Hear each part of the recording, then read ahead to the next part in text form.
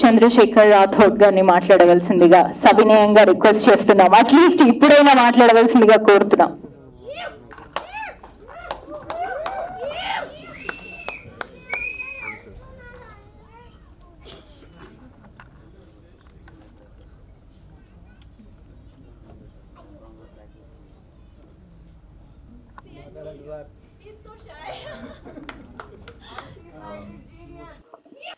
ఇక్కడికి వచ్చిన అందరికీ పెద్దలందరికీ thank you so much sir. This means a lot for me and media వాళ్ళకి అండ్ ఫ్రెండ్స్ ఫ్యామిలీ సపోర్ట్ చేయడానికి వచ్చిన ప్రతి ఒక్కరికి థ్యాంక్ యూ సో మచ్. నాకు మా పిఆర్ఓ గారు 2 నిమిషాలు 3 నిమిషాలు మాట్లాడమని చెప్పారు. దాని తర్వాత కెమెరాలు బంద్ చేస్తారని చెప్పేసారు. కానీ నాకు ఈ జర్నీ స్టార్ట్ అయిందేమో చాలా పెద్దది, చెప్పకపోతే నాకు హర్టింగ్గా ఉంటుంది అది. సో మీరు కెమెరాలు బంద్ చేసుకున్న పర్లేదు సార్, నేను చెప్పాలి ఇక్కడ అందరి గురించి. సో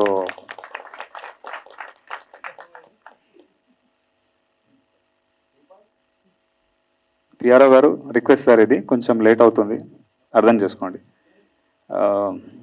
ఎగ్జాక్ట్గా 10 years బ్యాక్ నా గ్రాడ్యుయేషన్ అయిన తర్వాత స్టార్ట్ చేశాను కెరియర్. ఇది ఈ మేతో 10 years ఫినిష్ అయింది నాది. ఈ కెరియర్ చూస్ చేసుకొని నేను ఎలా వెళ్ళాలి, నా 3rd yearలో అనుకుంటా, బీటెక్ 3rd yearలో నా ఫ్రెండ్స్ అందరూ గేట్ జిఆర్ఈ ఏదేదో అప్లై చేస్తున్నారు. నేనేం చేయాలో నాకు తెలియదు. అప్పుడు మనసుకు నచ్చిన పనే చేద్దామని ఆ రోజు ఫిక్స్ అయ్యాను. సో ఏముంది మన దగ్గర టాలెంట్ అంటే క్రికెట్ బాగా ఆడతాము, ఇంకా చిన్నప్పటి నుంచి మార్షల్ ఆర్ట్స్ నేర్చుకున్నాము. సో మార్షల్ ఆర్ట్స్ని పట్టుకొని ఎలా మనం వెళ్ళగలుగుతాం. Bruce Lee fantasy, Jackie Chan fantasy చాలా ఎక్కువ ఉండేది చిన్నప్పటి నుంచి. సో దీన్ని నా కెరియర్గా చూస్ చేసుకోవాలంటే మనకేం బ్యాక్గ్రౌండ్ లేవు, పైసలు లేవు చేతిలో, ఎట్లా వెళ్ళగలుగుతాం. ఆ రోజు నేను ఒకటే డిసైడ్ అయ్యాను, నిజంగా మన దగ్గర టాలెంట్ ఉంటే మనల్ని ఎవరు ఆపలేరు, దీన్ని నమ్ముదాం. చాలామంది ప్రూవ్ చేశారు కదా, మనం ఎందుకు చేయలేము. చిరంజీవి గారిని అయితేనేమి, రజనీకాంత్ గారు వారైతేనేమి, వచ్చిన ప్రతి ఒక్కరు ఏ బ్యాక్గ్రౌండ్ ఫినాన్షియల్ సపోర్ట్ లేకుండానే ఓన్లీ టాలెంట్తోనే కొట్టిన వాళ్ళు. మా ఫాదర్ కూడా కానిస్టేబులే, సో చిరంజీవి గారి ఫాదర్ కూడా కానిస్టేబులే. సో అలా నేను ఇన్స్పిరేషన్గా పెట్టుకున్నాను నేను ముందు. సో ఆయన చేయగలిగినప్పుడు ఆయనలో కొంచెమైనా ఒక 10% అయినా నేను చేయలేనా అని అనిపించింది. So that moment I have decided, okay ఎలా వెళ్దాం. కెరీర్ అయితే మనకు తెలియదు, ప్లాట్ఫామ్ తెలియదు. సో మార్షల్ ఆర్ట్స్ని బేస్ చేసుకొని బ్రూస్లీ గారి ఫైట్స్లో, జాకీ చాన్ ఫైట్స్లో మనకి జిమ్నాస్టిక్స్ అనేది చాలా ఎక్కువ ఇన్వాల్వ్మెంట్ ఉంటుంది వాళ్ళ మార్షల్ ఆర్ట్స్తో పాటు. So then I have decided, okay చలో ఠీకే, మనం మా మార్షల్ ఆర్ట్స్తో పాటు జిమ్నాస్టిక్స్ నేర్చుకుందాం, జిమ్నాస్టిక్స్ సైడ్ వెళ్ళాం. దాని తర్వాత ఫైటర్ అవ్వాలా ఏమవ్వాలో తెలియదు, షార్ట్ ఫిల్మ్స్ చేస్తుండేవాడిని కంటిన్యూస్గా. అవి ఇమ్మెచ్యూర్ షార్ట్ ఫిల్మ్స్ అని ఇప్పుడు తెలిసాయి నాకు, over the period of time తెలిసింది నాకు అది. దాని తర్వాత అన్నపూర్ణ ఫిల్మ్ స్కూల్లో ఐ హావ్ డన్ DFT. దాని తర్వాత ఫైనల్గా డ్యూరింగ్ ద సర్టిఫికేషన్ టైమ్ ఒక జానీ 2 అని ఒక షార్ట్ ఫిల్మ్ చేశాను నేను.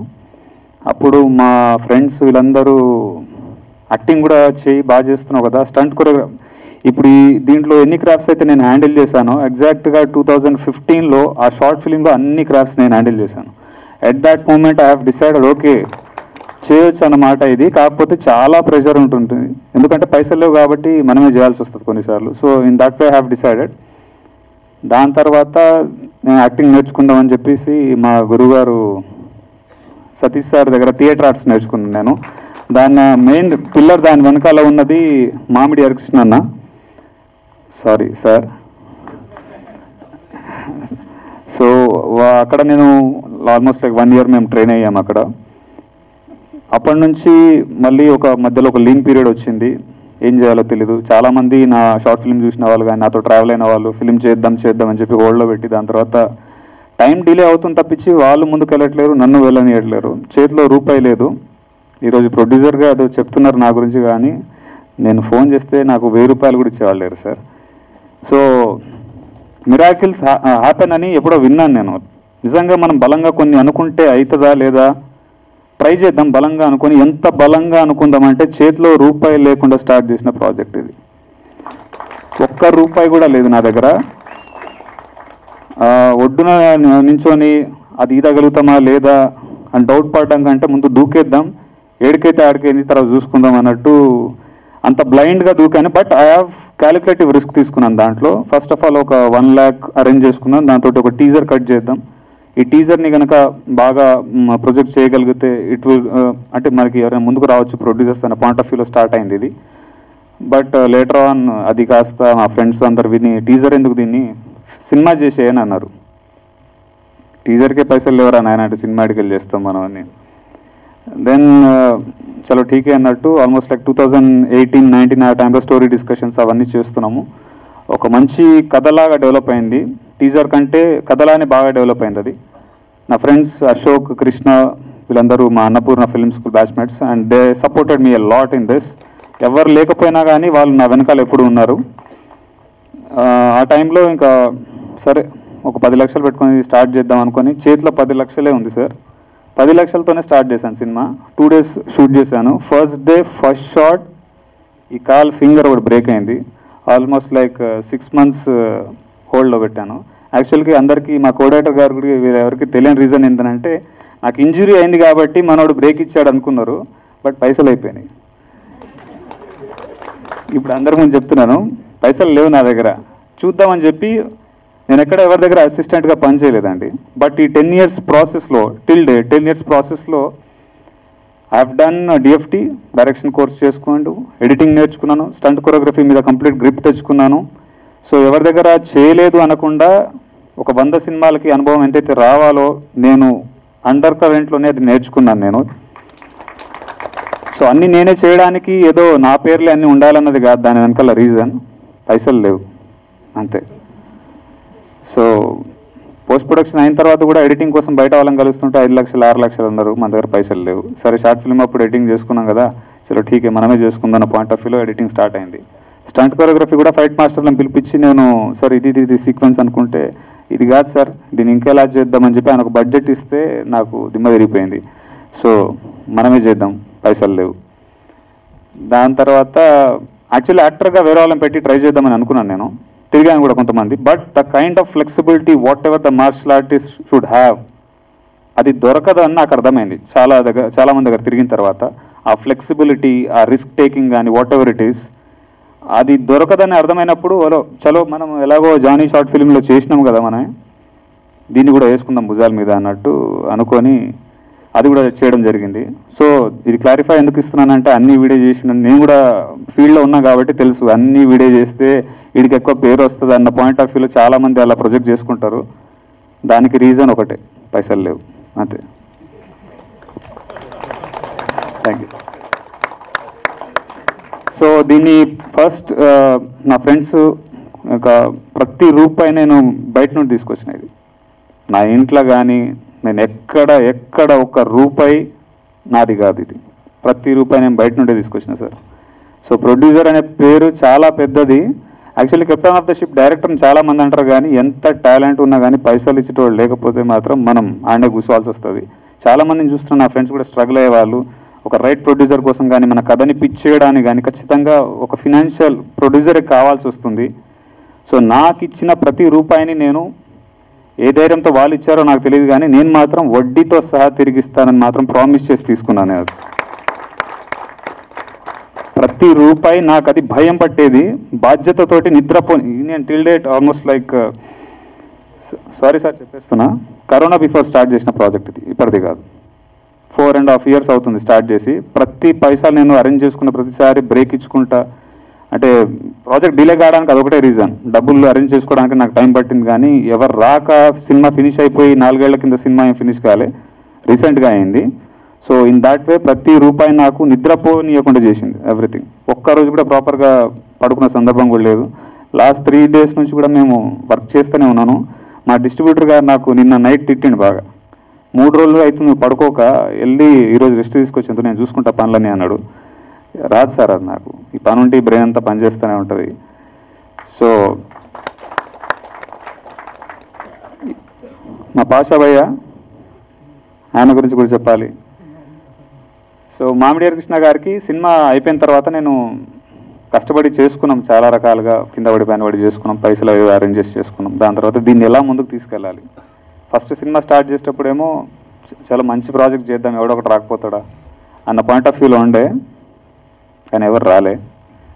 సరే ఇట్లా కాదు దీన్ని దాచిపెట్టడం ఎందుకు కానీ ఒకసారి ఒక షో వేసి చూద్దామని అనుకున్నాం. షో వేసినాము almost like exactly October last year show వేసాను. షో వేస్తే చాలామంది అప్రోచ్ అయ్యారు. అప్రోచ్ అయిన ప్రతి ఒక్కరూ మనకి ఎంతకి ఇస్తావు, రైట్స్ అని రాయించుకుంటాం. ఇలా డిఫరెంట్ ఆఖరికి నన్ను ఎలాంటి స్టేజ్కి తీసుకెళ్ళిపోయారు అని అంటే ఇంకా నాకు వేరే ఆప్షన్ లేదేమో అన్న స్టేజ్కి నన్ను తీసుకెళ్ళిపోయారు. అలాంటి టైంలో చలో టీకే ఇచ్చేద్దాం, ఇంకా ఇంతేనేమో, ఎంత కష్టపడ్డా ముందుకు పోలేమేమో అనిపించింది. సరే ఇది బయటకైతే వస్తుంది కదా, మన పేరైతే వస్తుందేమో, నెక్స్ట్ ఛాన్స్ వస్తుందేమో అని ఇచ్చేద్దా అని కూడా డిసైడ్ అయిపోయాను. ₹1 రాకపోయినా పర్లేదు ఇచ్చేద్దామని అంత ఇదిగా కూడా డిసైడ్ అయిపోయాను. అప్పుడు వచ్చారు మామిడి హరికృష్ణ అన్న. చెప్పాలి భయ్య, అందరి గురించి టైం పడుతుంది ప్లీజ్. ఇది నా ఫస్ట్ ఇది నేను చెప్పడం అందరి గురించి. మామిడి హరికృష్ణ అన్న గారు ఆయన చూశారు ఆ రోజు ప్రాజెక్టు చూసి, దాని తర్వాత ఆయనకున్న ఇన్ఫ్లుయెన్స్, ఆయనకున్న సర్కిల్ని ఆయన లైఫ్లో ఇంతవరకు ఎప్పుడైనా వాడిండో లేదో కానీ నా కోసం చాలా వాడిండు. So thank you so much sir for that. Thank you so much. ఆ రోజు నేను సార్ ఇద్దరం మాట్లాడుతున్న టైంలో పాషాబాయ్ పక్కనే ఉన్నాడు. నాకు వచ్చి జనరల్గా పరిచయం చేసుకున్నాడు. నాకు నేను వచ్చే అన్న బ్రో మీ సినిమా చూసినా చాలా బాగుంది. ఓకే బ్రో నేను అంతే అన్నా. దాని తర్వాత నేను అన్న ఏదో డిస్కషన్లో ఉన్నాం. యాక్చువల్లీ నన్ను మా అమ్మని కూడా అడగను సార్, అడగంది అన్నం పెట్టరు అని ఒక సామెత ఉంటుంది కదా, ఇంట్లో వాళ్ళని కూడా అడగను నేను జనరల్గా. ఎక్కువ అడగడం మీరే నేర్పించారు, అందుకే ఎక్కువసార్లు మిమ్మల్ని అది కూడా మీరే అలవాటు చేసారు నాకు. అది ఎప్పుడు వెళ్ళినా ఎంత బిజీగా ఉన్నా సార్ డోర్లు ఎప్పుడు తెరిచే ఉంటాయి. Thank you sir. నా లాంటి వాళ్ళు అందరు మీకు రుణపడి ఉంటారు సార్. అలాంటి టైంలో పాషాబాయ్ ఉన్నాడు అక్కడ పక్కనే. మేము ఏదో డిస్కషన్లో సార్ నాకు దిల్రాజు కావాలి, నాకు వాళ్ళు కావాలి, వీళ్ళు కావాలి అంటే అట్లా కాదనా అన్న అని ఆయన నాకేదో చెప్తున్నారు. సడన్గా పాషాబాయ్ పక్క నుంచి సాయి మాధవ్ గారి దగ్గర ఫ్రైడే వెళ్తున్నా నా తీసుకెళ్ళనా అని అన్నారు. నాకు సాయి మాధవ్ గారు అంటే సారీ నేను ఫీల్డ్లో ఉన్నా కూడా నాకు తెలియదు ఆ మూమెంట్ వరకు, ఆయన చెప్పేంతవరకు. బుర్రా సాయి మాధవ్ గారు is a famous screen writer. కల్కి, మనకు RRR, next coming game changer, వీటన్నిటికీ ఆయన బిగ్గెస్ట్ స్క్రీన్ రైటర్. ఆయన దగ్గరికి తీసుకెళ్ళాడు అని పాషాబాయ్. ఆయన టీజర్ చూశాడు. చూసిన తర్వాత ఇమీడియట్గా ఐ సెడ్ నేను సినిమా చూస్తా, టీజర్ బాగుందిలే కానీ సినిమా బాగుందో లేదో నాకు తెలియదు, నేను సినిమా చూస్తా అని చెప్పాడు. ఒక 1 వీక్, 10 డేస్, 15 డేస్, 30 డేస్ అయిపోయింది. ప్రతిరోజు నేను పాషాబాయ్కి మెసేజ్ పెట్టేవాడు, బ్రో వాట్ హ్యాపెన్ అని. అక్కడ నుంచి ఏ రిప్లై లేదు. ఐ వాజ్ ఆల్సో వెయిటింగ్ అన్నది. That moment one fine day ఆయన చూశారు సినిమాని. చూసి చాలా బాగా చేసావు ఇంతే చెప్పాడు. ఇది కరెక్షన్స్ చిన్నవి చేసుకో అని చెప్పి వెళ్ళిపోయాడు. మళ్ళీ ఒక 1 మంత్ పట్టింది. ఆ 1 మంత్ ప్రాసెస్లో పాషాబాయ్ రోజు టార్చర్ పెట్టే వాళ్ళు ఉన్నారో లేదో నాకు తెలియదు కానీ నేనే ఎక్కువ పెట్టినట్టున్నా. వన్ ఫైన్ డే ఇది కాదేమో, ఇంక అవ్వదేమో, సార్ని కూడా ఎందుకు ఇబ్బంది పెట్టడం, నాకు జనరల్గానే అడగడం చాలా ఇబ్బందిగా ఉంటుంది, ఇంకా ఈయన ఇంత పెద్ద ఆయన్ని ఇబ్బంది పెట్టడం కరెక్ట్ కాదేమో అని చెప్పేసి స్ట్రైట్గా నేను రవీంద్ర భారతిలో టీజర్ లాంచ్ అని డేట్ ఒకటి అనౌన్స్ చేసేసినాను నేను. జాన్ 26, 28 సంథింగ్ ఆ టైం అరౌండ్లో. అప్పుడు నాకు ఒక ఫోన్ కాల్ వచ్చింది. సాయి మాధవ్ గారు ఉంటే ఆయన ముందే చెప్పేవాడిని. సాయి మాధవ్ గారి వాళ్ళ బ్రదర్ నాకు కాల్ చేశాడు, అంటే పాషాబాయ్తో ఫోన్లోంచి నాకు చేశాడు. ఒక 5 minutes మాట్లాడండి సార్. ఒక 5 minutes నాతో మాట్లాడాడు. నేను పిచ్చోడుగా నువ్వు ఎందుకు తొందరపడుతున్నావు, అన్న నీ గురించి ఏం చెప్పాడో తెలుసా అని చెప్పి ఒక 5 minutes మాట్లాడాడు. అది ఏం చెప్పాడో నేను చెప్పను, it will remain in my heart. ఆయన చెప్పిన ప్రతి మాటని నేను నిజం చేస్తాను, ఇది నేను ప్రామిస్ చేస్తున్నాను. అంటే సక్సెస్ అనేది ఎలా ఉంటుంది అనేది నాకు తెలియదు. జనరల్గా కొంతమంది డబ్బు అంటారు, కొంతమంది అనుకున్న గోల్ రీచ్ అయిపోయినప్పుడు అనుకోవచ్చు, ఇంకేమో నాకు తెలియలేదు. అది ఎప్పుడు కష్టపడడం తెలుసు కానీ డబ్బులు చూశాను. సక్సెస్ ఎలా ఉంటుంది అని అంటే ఆయన 5 minutes నాతో ఫోన్లో మాట్లాడుతున్నప్పుడు నా హార్ట్ ఒక రేంజ్లో కొట్టుకుంటుంది. It was like I was completely blank. నా గురించి ఇంత గొప్పగా చెప్పాడా నా వెనకాల, అదేదో నాకు చెప్తే అయిపోయేది కదా, నేను ముందు నుంచే జర ఫ్రీ అవుతుండే అనిపించింది. సో దాని తర్వాత దాన్ని టేక్ ఆఫ్ చేసి మా డిస్ట్రిబ్యూటర్ గారి దగ్గరికి ఈ సినిమా వచ్చింది. ఆయన కూడా ఫస్ట్ పిలిపించి టీజర్ చూశారు. డిస్ట్రిబ్యూటర్ గారు ఉండి సార్ మీరు చూసి సర్టిఫికేట్ ఇచ్చిన తర్వాత ఇంకా మేము చూడడం ఎందుకు అన్నారు ఆయన నా ముందే. సాయి మాధవ్ గారు లేదు మీరు ఖచ్చితంగా చూడండి ఈ సినిమా అంటే ఆయన చూశారు. చూసిన తర్వాత చూసాడు, నచ్చింది అన్నాడు. దాని తర్వాత ఇది ఒక స్టార్ హీరో కిడ్కి ఈ సినిమా పడుంటే ఎట్లుంటుండే తెలుసా చందు అన్నాడు. అంటే మనం అంటే నేను సరిపోలేదా లేకపోతే స్టార్ హీరో కిడ్డే కావాలా అన్నది నాకు అర్థం కాలేదు మూమెంట్లో. చెప్పేసి సరే నువ్వు నేను మళ్ళీ కాల్ బ్యాక్ చేస్తా అని చెప్పి వెళ్ళిపోయారు. దాని తర్వాత కంటిన్యూస్గా ఆయన ఫాలోఅప్ చేయడం, మన ఫైండ్ ఆయన పిలిపించి దీన్ని ఇంకా నేను టేక్ ఆఫ్ చేస్తాను చందు, దీనికి వెళ్దాం ముందుకు దీనికి అన్నట్టు ఆయన దీన్ని భుజాల మీద తీసుకున్నారు. Thank you so much sir.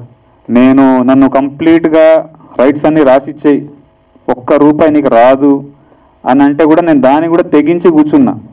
ఎక్కడికైతే ఆడికి ఈ సినిమాలో పైసలు రాకపోయినా పర్లేదు, నేను గుర్తుండేలాగా చేసిన అని అనుకుంటున్న ప్రాజెక్ట్. నెక్స్ట్ ప్రాజెక్ట్ వస్తే మాత్రం తీసుకున్న అప్పులన్నీ తీర్చేద్దామని మాత్రం అనుకున్నాను, దీనికి వచ్చినా రాకపోయినా కానీ. కానీ ఇలా అందరు నన్ను అడిగారు సార్. నన్ను ఏ స్వార్థం లేకుండా అడిగిన వ్యక్తి అచ్చిబాబు గారు, డిస్ట్రిబ్యూటర్. Thank you sir. అంటే నేను ఏదైతే నమ్మినానో 10 ఏళ్ల కింద టాలెంట్ ఉంటే సరిపోతుంది, ఎవరో ఒకరు ముందుకు వస్తారని నేను అనుకున్నాను. ఈరోజు వీళ్ళందరూ నా కోసం వచ్చారు. వీళ్ళందరూ నా కోసం వచ్చారు. Thank you sir.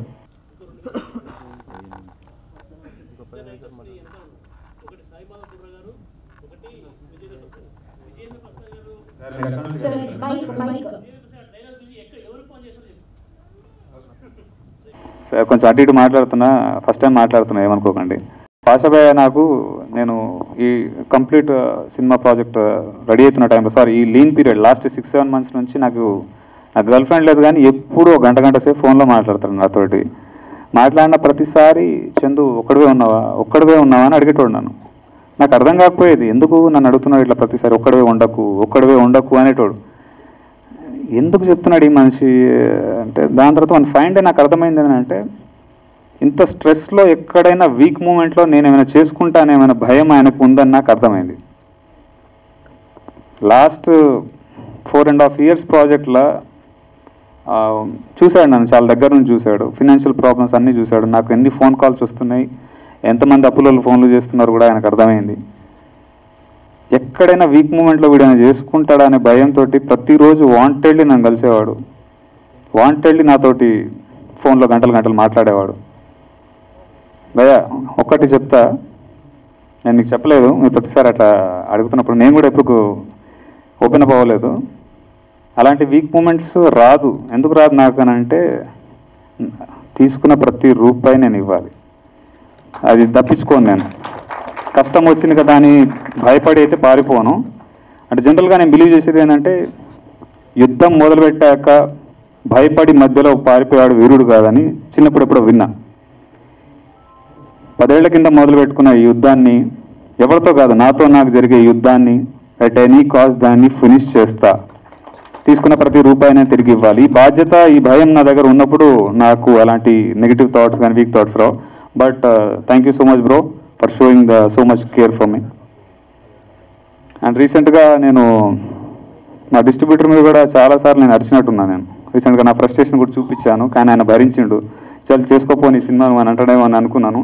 అయినా కానీ నేను రెడీగానే ఉండేదానికి, చాలా ఓకే ఇంకో ప్రాబ్లం, ఇంకో కష్టం వచ్చి ఉంటుందేమో నెత్తి మీద అని అనుకునేవాడిని. కానీ ఆయన చాలా ఓపికగా భరించి ఈ సినిమాని నన్ను నమ్మి, ఏ బ్యాక్గ్రౌండ్ ఏ సపోర్ట్ లేకపోయినా నాలాంటి వాడిని నమ్మడం సార్, ఇది నా ఒక్కడు నమ్మినట్టు కాదు. మీరు రేపు నాలాగా చాలా మంది వస్తారు సార్. ఇంతమంది ఈరోజు నా వెనకాల నిలబడుతున్నారంటే మీలాంటి వాళ్ళు, వీళ్ళందరూ ఉన్న రోజులు ఎవరో ఒకరు కొత్త వాళ్ళు రావడానికి స్కోప్ ఉంటుంది sir. Thank you so much sir for that. This means a lot for me.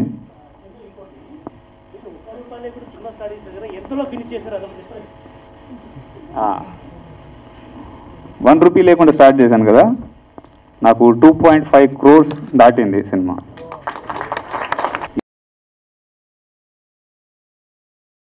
ఎలా వచ్చాయని మాత్రం అడగకండి, వచ్చాయి.